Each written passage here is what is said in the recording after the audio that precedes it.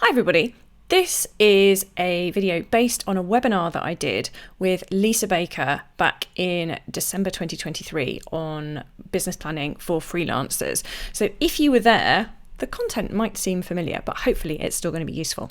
I'm Eleanor Steele and I'm the MedComms Mentor. I think that business planning shouldn't be overwhelming, and there are lots of different processes that you could follow and things that you should do that we hear about on LinkedIn, on webinars, in books, all sorts of things. There are trackers and forms that people say you should use. There are expectations and comparisons with other businesses. But I think if it feels overwhelming, then that's a good sign that it's not right for you and it's not right for your business. I think it's also hard when we're working as MedComms freelancers to focus on the right things when we're doing business planning. Medical writing projects take a lot of focus and brain power. Doing the work is complex, it's absorbing, and it takes a lot of very special skills. Business planning is a totally separate set of skills, and it can be really hard to change how we're thinking to get into the right frame of mind. Deadlines are another problem. Medical writing is full of deadlines, and when we're freelance, we sometimes have very little control over when those deadlines are set. So it can be hard to justify any time for planning. We just need to get the next task done. And I'm as guilty at this as anybody else. So today, we're going to take some time to step back and change our focus. And hopefully watching this video is going to help you justify that. Take a moment, clear your mind, and then we're going to get into it. The first thing we're going to do is look back at last year. A lot happened in 2023 in the world, in MedComms, and in each of our lives. Some of it's been good, some of it bad, some surprising, some exciting. I don't know about you, but things haven't turned out exactly how I imagined them this time last year.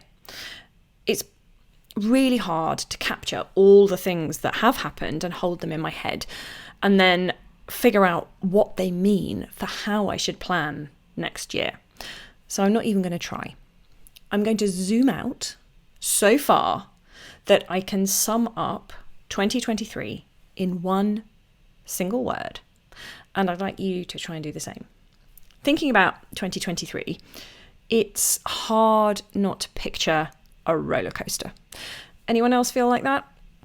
My first idea for a word of the year was roller coaster, but I realised that's too simplistic. We've all been on a roller coaster, but how we've experienced that has been deeply individual.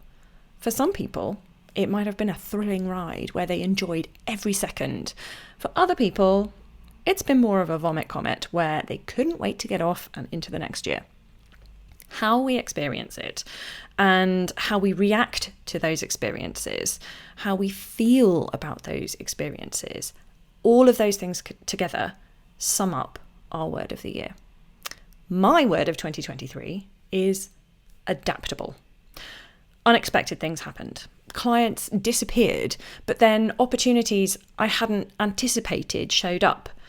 I started a YouTube channel, which I'd been thinking about for a while, but I had no idea how that was going to go or what I was going to learn from the experience.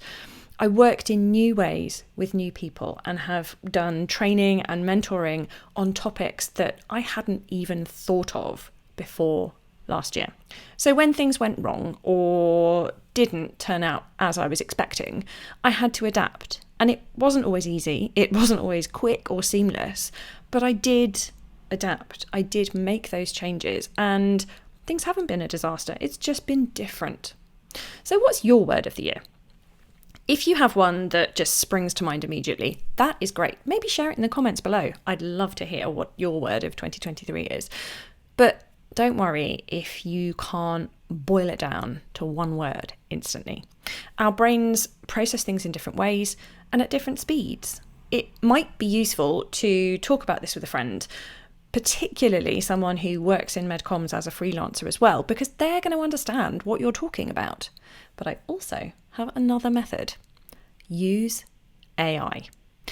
Free write about what happened last year, how you felt, how you responded. Think about what worked well, and also how 2024 could be even better if something else happened or you worked on something different. This is part of a feedback framework that I came across when I was a Squiggly Careers advocate, and I have put a link to more information about that in the video description below, because it's a really great way of getting fast feedback. But you can use it when you're reflecting on what happened last year. When you're free writing, maybe do that into a Word document, or you could go straight into AI. I would suggest using Bing Chat in creative mode, because I found that this gives you a really nice, unexpected result. I was expecting to get a one-word answer, because I basically said, please can you suggest some single words that could be used to sum up my year when I put in my free written text. And it came up with surprisingly touching responses. And it wasn't just one word, it was words with descriptions of why that word was something that summed up my year for me. And it was really, really useful. So I would recommend doing this and saving any responses that you get, or you could just free write yourself and see what kind of themes come up. Either way, find that one word of the year that sums up everything that happened for you. Going through that process and finding your word of the year can mean that you come up with lots of ideas. That's certainly what happened with me. But I think it's really important to look before we leap and commit to new things or big changes, because baby steps are more sustainable. Someone I spoke to last year summed it up really, really nicely. Do you want to do one thing or none of the things? Because if we try to do too much, then there's a risk that everything will fall by the wayside and we won't actually make any changes. Any plans also need to be made in the context of reality, so we need to check our numbers. First of all, financial requirements. We need to know how much money we need to bring in each month to pay ourselves and cover tax and things like that. But also, what are the other financial requirements of our business? Things like subscriptions for software or organisations that we belong to, maybe business tax, equipment, overheads. Everybody's business is a little bit different, so you're going to have different requirements, and that might also change over time. You might also want to make changes yourself. So look at those subscriptions. Is it something that you still use, or can you bin it off and save a bit of money? Maybe you need to put up your rates so that you can cover everything, because things are getting more expensive at the moment. You need to know the numbers before you can make those decisions, though. You also need to know the hours that you have available for billable work. Not all time at our desks, after all, is actually billable. We need to include some time in our planning for, well, planning and business development, training, finances, admin, IT downtime. That's a bit of a sticky one sometimes. And having a bit of buffer time that's built into our working days that we can use to take care of those things is so useful. It doesn't mean that we have to use that half hour or so, whatever it is that you decide, on those things. If we've got a big deadline, then sure, don't do that training module. But having a bit of buffer time means that we're much more likely to be able to make realistic decisions about how much work we can take on and how we can schedule that into our working days. We also need to work out how many days we have available for those billable hours during the week, during the month, during the whole calendar year. We need to take time for going on holiday and recharging, but we're likely to need a bit of sick time at some point during the year, and again, a buffer for unexpected things that crop up. We can also factor in what we know is going to be going on outside of work in our personal lives, with our families, things like that. And all of those things together mean that we can check whether our basic requirements are actually realistic. Are the billable hours that you've got going to mean that you have enough time to meet your financial requirements? Are you really going to be able to work that number of hours for that many days? Making plans based on a realistic schedule with built-in buffers is much more likely to work than trying to cram everything in and hoping for the best. But there's something else that we should consider when we're choosing what we want to spend our time on too. What's your long-term vision? This doesn't have to be concrete or focus on specific results. I'm not talking about 10k months or getting 6 new clients this quarter. If those kind of goals are motivating for you, then fine. But for most people, they can be quite anxiety-inducing and demotivating if you don't tick them off. We can't do everything all at once either. So having a long-term vision is more about how you want things to be in 5, 10, maybe 20 years. And this can change along the way. It's a good idea to reflect on your long-term vision when you're making plans to check you're going in the right direction. Thinking about things like how you want to be working in the future, what your career priorities are, how you want your working life to fit in with the rest of your life, and whether there are other priorities outside of work that are going to have an impact on your capacity or what you want to be doing day to day. Those kind of things add up to give you a long-term vision that you can use as a touchstone whenever you're making plans, because you can think, does this help me move towards my long-term vision? If the answer is no, then is it really something that you want to be doing? Now we're ready to start making specific plans for this year. And we're going to start off by figuring out our word of the year for this year. It's the same process. We free write and use an AI tool potentially to pull out those themes from what we're writing about. So the things that we're hoping to do, the things that we think will help us move towards our long-term vision, the things that we don't want to do as well. I did this process and came up with the word balance for 2024. And this is something that I feel gives a nice progression from last year's adaptable. In 2023, I was being adaptable, and that meant that I felt like I was being pulled in multiple different directions and having to adapt to those changing pressures and the evolving landscape that I was faced with. This year, I want a more balanced approach. I want to take into account my basic requirements and the long-term vision of how I want my career to work and how that vision fits in with my career priorities and the rest of my life. I've reflected on the things that worked well last year, but also the things that this year could be even better if this is the case. And that means it's much easier to look at my career and the options I have available to me at the moment and define the things that I want to stop, start, and continue.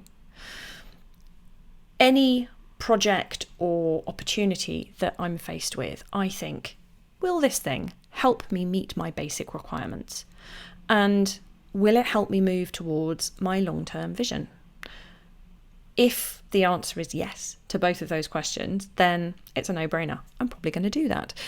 If the answer is no to either of those questions, I have to seriously consider why I would want to say yes to it.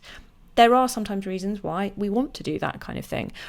Potentially if it's going to help us meet our basic requirements, but it's not necessarily a great fit for our long-term vision. It might be something that we want to do because we need to earn some money. Fair enough.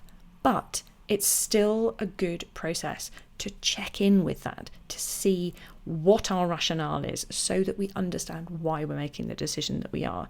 And it can also be a great way of dealing with feedback from other people. If they say you should be doing this, we can explain, even if it's only to ourselves, why it's not a good idea for us to go down this path, because it's not going to help us meet our basic requirements, or it's not going to help us move towards our long-term vision. Obviously, YouTube is something that I want to continue with, although I've got some plans about how I want to adapt what I've been doing and hopefully make it more useful. And if you have any thoughts on that, then please do let me know, either in the comments or send me a DM on LinkedIn or via my website. I would love to hear your thoughts and suggestions. One of the other things that I'm starting is collaborating with Peter Llewellyn to support subscribers of the MedComms workbook. So this is a service specifically for MedComms freelancers, which gives work opportunities, but I'll now also be there to provide training and mentoring specifically targeted to MedComms freelancers, exclusively for workbook subscribers. Click on the link in the video description for more information, and it would be great to see you in the community.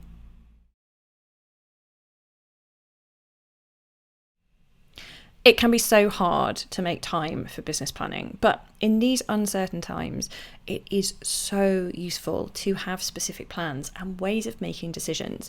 It helps you know whether you're on track or not, but it also helps you weigh up opportunities and projects as they come in to know whether they're right for you or whether you should give a polite no thank you, maybe next time. You can download a PDF summary of everything that I've covered in this video from a link in the description below, and it will help you work through the process that I have illustrated in your own time, because I realise you may not have been able to do all of the steps while I was talking. But in summary, I found reflecting on 2023 was much easier when I filtered all of my experiences into my word of the year. And I really hope you find this helpful too. As freelancers, we all need to know our basic requirements. So that's our personal and business financial requirements, the hours we have available for billable work per day, and the days available for billable work per month and per year. We also need to sense check these numbers to make sure they're realistic and add in some buffer time so that we can cope with the unexpected. Having a long-term vision around how you want to work, your guiding priorities, and how you want work to fit in with the rest of your life will also help you sense check your plans. Considering these things will help you define the things you want to stop, start, and continue. But remember, it's okay to change direction. Reflect on these things on a regular basis so that you can tweak your plans when life changes, because it will. And if you need help with this process, let me know, because this is absolutely something we could work together on in one-to-one mentoring. And again, there's more information on that in a link in the video description below. So do add your words of the year in the comments below, because I would really love to hear what you're thinking and how you're experiencing things.